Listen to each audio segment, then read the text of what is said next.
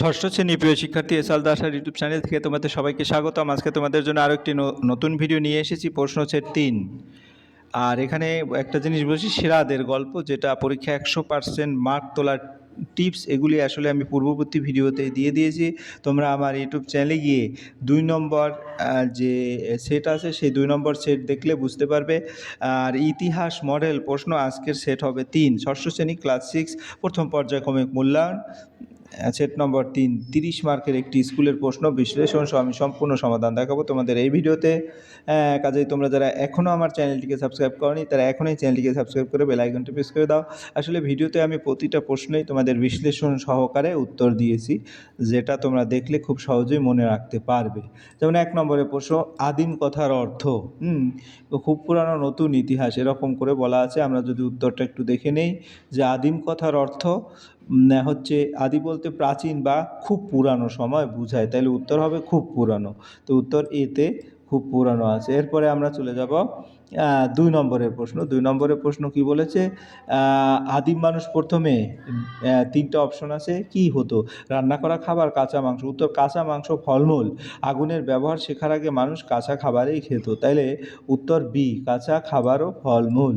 এরপরের প্রশ্ন হচ্ছে 3 নম্বর, বুদ্ধিমান মানুষের প্রজাতিটির নাম কি? এটা কিন্তু একটা ইম্পর্ট্যান্ট প্রশ্ন। বুদ্ধিমান মানুষের প্রজাতির নাম হচ্ছে হোমোসেপিয়েন্স। কেন? আধুনিক বুদ্ধিমান মানুষ হোমোসেপিয়েন্স, এই কারণে হোমোসেপিয়েন্স, অর্থাৎ সি নম্বর উত্তর।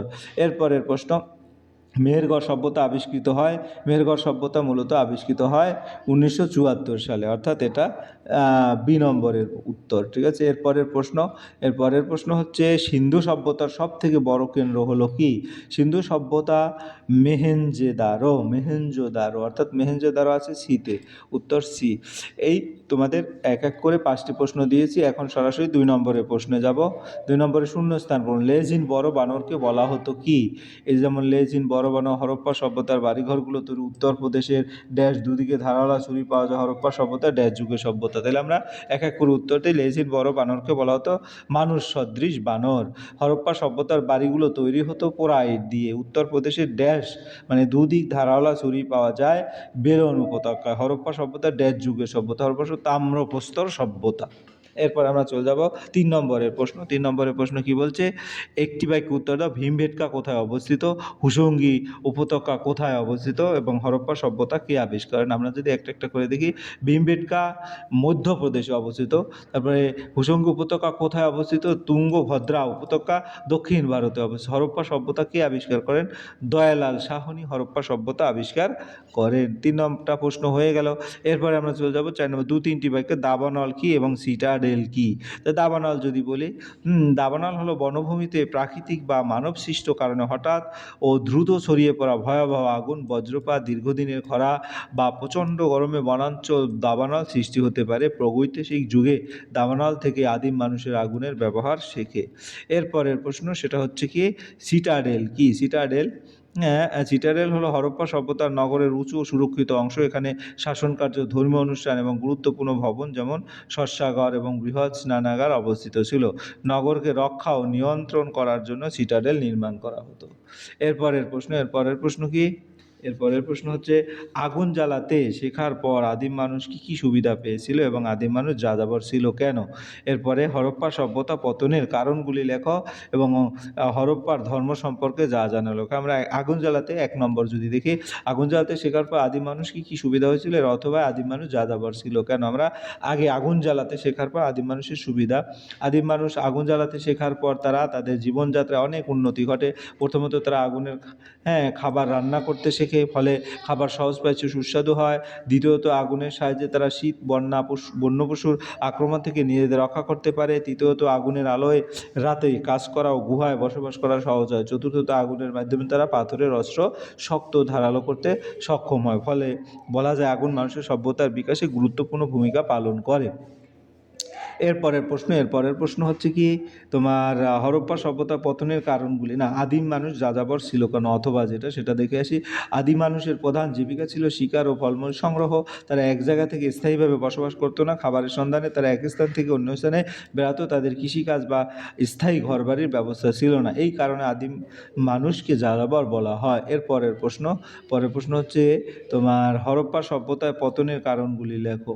তো হরপ্পা সভ্যতা আর পতনের কারণ, হরপ্পা সভ্যতার পতনের পিছনে একাধিক কারণ ছিল। প্রথমত সিন্ধু নদী ও তার উপনদীগুলি গতিপথ পরিবর্তনের ফলে কৃষি ব্যবস্থা ভেঙে পড়ে। দ্বিতীয়ত বারবার বন্যা ও প্রাকৃতিক দুর্যোগ নগরগুলো ক্ষতিগ্রস্ত হয়। তৃতীয়ত জলবায়ু পরিবর্তনের ফলে দীর্ঘ খরা দেখা দেয়। চতুর্থত কিছু ঐতিহাসিকের মতে বিদেশি আক্রমণ ও পতনের একটি কারণ ছিল।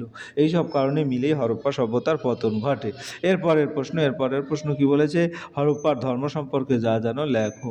হ্যাঁ, হরপ্পা সভ্যতা মানুষের ধর্ম ছিল প্রকৃত দেবতা কেন্দ্রিক। তারা প্রধানত মাতৃদেবীর পূজা করত, যাকে উর্বর ও তার দেবী হিসেবে মানা হতো। পশু ও প্রতি সিলমোহরের মাধ্যমে বোঝা যায় যে তারা পশুপতি বা শিবের আদি রূপের পূজা করত। তাছাড়া তারা গাছ, পশু এবং জলকে পবিত্র বলে মনে করত এবং ধর্মীয় অনুষ্ঠানে স্নানের গুরুত্ব ছিল।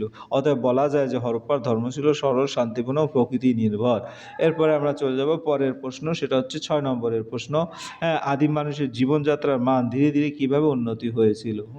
তাহলে আদিম মানুষের জীবনযাত্রার শুরুতেই ছিল অত্যন্ত সরল ও কষ্টকর। তারা প্রথমে ফলমূল সংগ্রহ এবং পশু শিকারের উপর নির্ভর করে জীবন ধারণ করত। এই সময় তারা যাযাবর ছিল এবং গুহা ও গাছের তলায় বসবাস করত। পরবর্তীকালে আগুনের ব্যবহার শেখার ফলে মানুষের জীবনে বড় পরিবর্তন আসে। আগুনের সাহায্যে তারা রান্না করা খাবার খেতে শিখে, শীত ও বন্য পশু থেকে রক্ষা পায়। এরপর তারা পাথরের উন্নত অস্ত্র তৈরি করতে শেখে, যা শিক্ষার ও আত্মরক্ষার সাহায্য করে। এরপরে ধীরে ধীরে মানুষ কৃষিকাজ ও পশুপালন শুরু করে। এর ফলে তারা স্থায়ীভাবে এক জায়গায় বসবাস করতে শেখে এবং গ্রাম গড়ে ওঠে। বস্ত্র তৈরি, মৃৎশিল্পী, বাণিজ্যের সূচনা মানুষের জীবনযাত্রাকে আরও উন্নত করে। এইভাবে ধাপে ধাপে উন্নতির মাধ্যমে আদি মানুষ জীবনযাত্রার মান সভ্য উন্নত হয়ে ওঠে। এরপরের প্রশ্ন কি বলেছে, সিন্ধু সভ্যতায় মানুষদের সামাজিক ও অর্থনৈতিক জীবনের বৈশিষ্ট্য আলোচনা করো।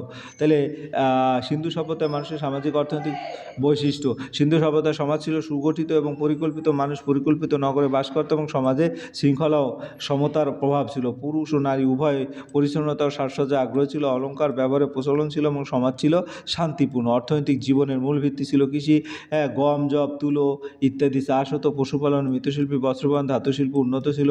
দেশ বিদেশের সঙ্গে বাণিজ্য চলত এবং ওজন ও মাপের নির্দিষ্ট ব্যবস্থা ছিল। ফলে বলা যায় সিন্ধু সভ্যতার সামাজিক অর্থনৈতিক জীবন ছিল উন্নত, সুগঠিত।